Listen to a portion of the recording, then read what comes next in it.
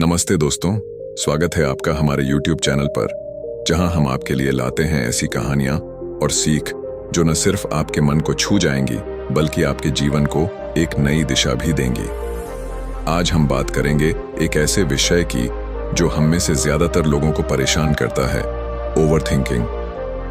क्या आपने कभी रातों को जागकर ये सोचा कि क्या होगा अगर ऐसा हो गया, मैंने वो बात क्यों कही, या मेरा भविष्य क्या होगा? ये विचारों का तूफान, ये ओवरथिंकिंग हमारे मन की शांति को छीन लेता है। लेकिन क्या होगा अगर मैं आपको बताऊं कि इस तूफान से बचने का एक शानदार उपाय है, और वो उपाय हमें दे रहे हैं ओशो रजनीश, जिनकी शिक्षाएं आज भी लाखों लोगों के लिए प्रेरणा का स्रोत हैं। आज की कहानी है एक ऐसे युवक की जिसका मन ओवरथिंकिंग के जाल में फंस गया था, लेकिन ओशो की एक सीख ने उसकी जिंदगी बदल दी। तो तैयार हो जाइए एक ऐसी यात्रा के लिए जो आपके मन को शांत और जीवन को सरल बनाएगी।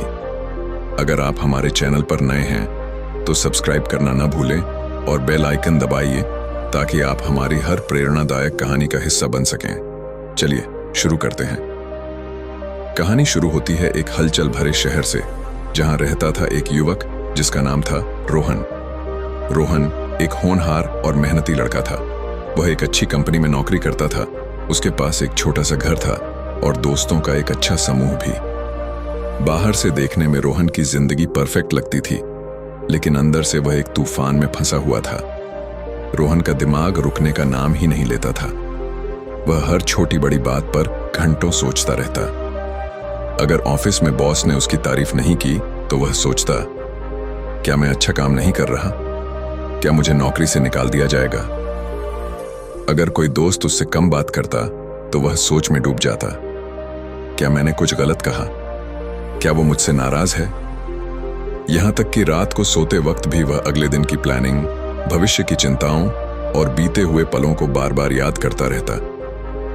रोहन की इस आदत ने उसकी जिंदगी को मुश्किल बना दिया था। वह हमेशा तनाव में रहता, उसकी नींद पूरी नहीं होती और धीरे धीरे उसका आत्मविश्वास भी कम होने लगा।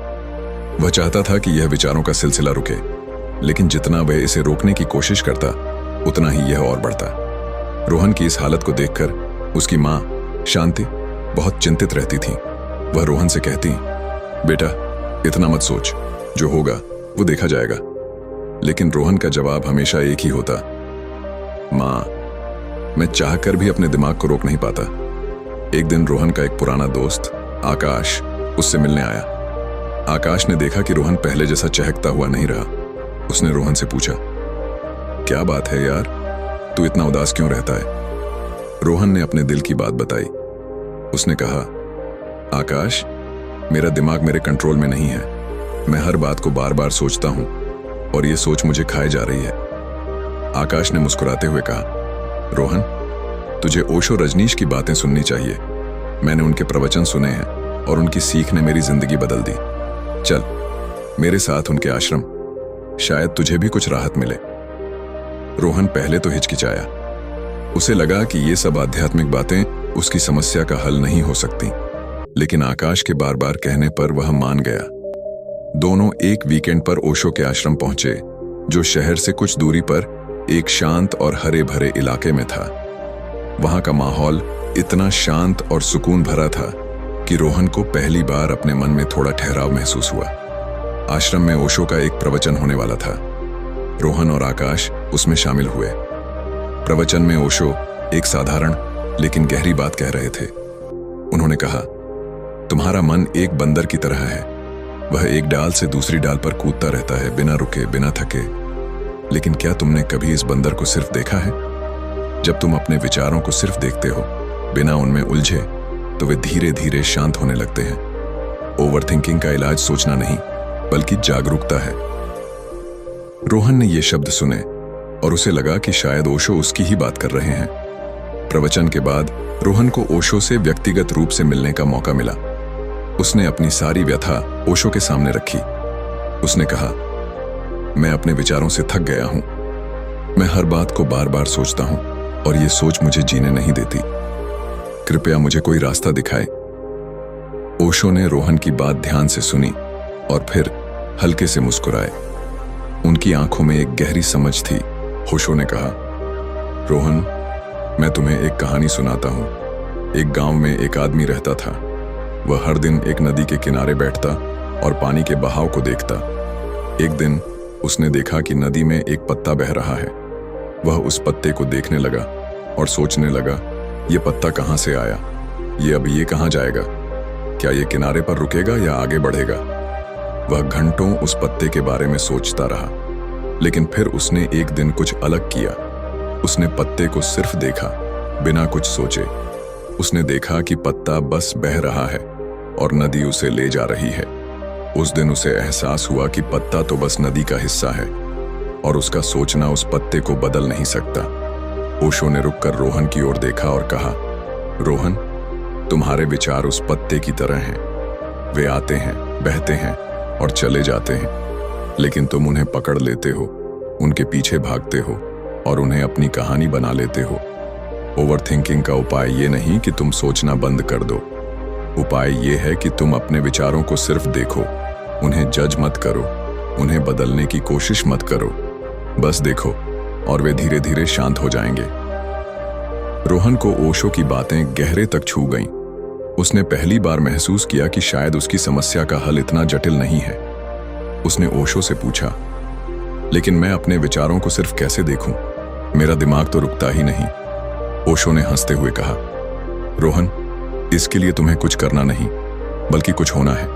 हर दिन कुछ समय निकालो, शांत बैठो, अपनी सांसों पर ध्यान दो। जब कोई विचार आए तो उसे देखो जैसे तुम बादलों को आकाश में तैरते देखते हो। धीरे धीरे तुम्हारा मन शांत होगा, और जब मन शांत होता है तो ओवरथिंकिंग अपने आप कम हो जाती है। ओशो ने आगे कहा, और एक बात याद रखो, तुम अपने विचार नहीं हो, तुम वो चेतना हो जो विचारों को देखती है। जब तुम ये समझ जाओगे तो विचारों का तुम पर कोई असर नहीं होगा। रोहन ने ओशो की बातों को गहराई से सुना।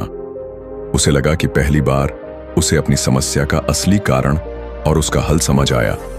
आश्रम से लौटकर रोहन ने ओशो की सलाह पर अमल करना शुरू किया। उसने हर दिन सुबह 10 मिनट ध्यान करना शुरू किया।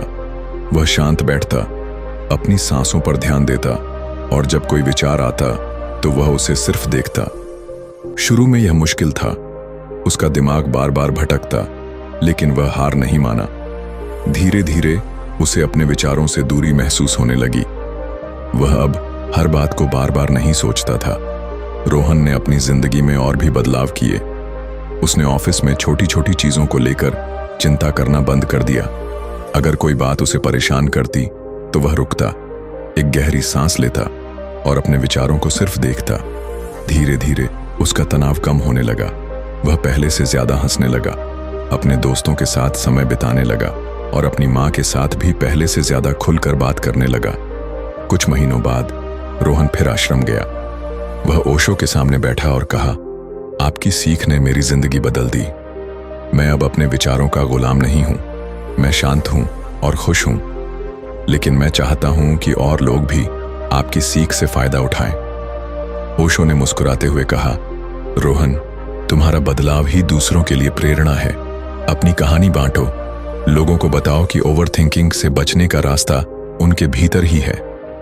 दोस्तों, ये थी रोहन की कहानी, जिसने ओशो रजनीश की सीख से अपने मन के तूफान को शांत किया और ओवरथिंकिंग से मुक्ति पाई।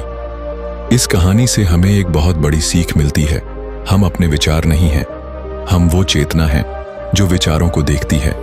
जब हम अपने विचारों को सिर्फ देखना सीख जाते हैं, बिना उनमें उलझे, तो हमारा मन शांत हो जाता है। ओशो की ये सीख हमें सिखाती है कि जिंदगी को सरल बनाना हमारे अपने हाथ में है। तो दोस्तों, इस कहानी से आपको क्या सीख मिली, हमें कमेंट में जरूर बताइए। अगर आपको ये कहानी पसंद आई तो इसे अपने दोस्तों और परिवार के साथ शेयर करें।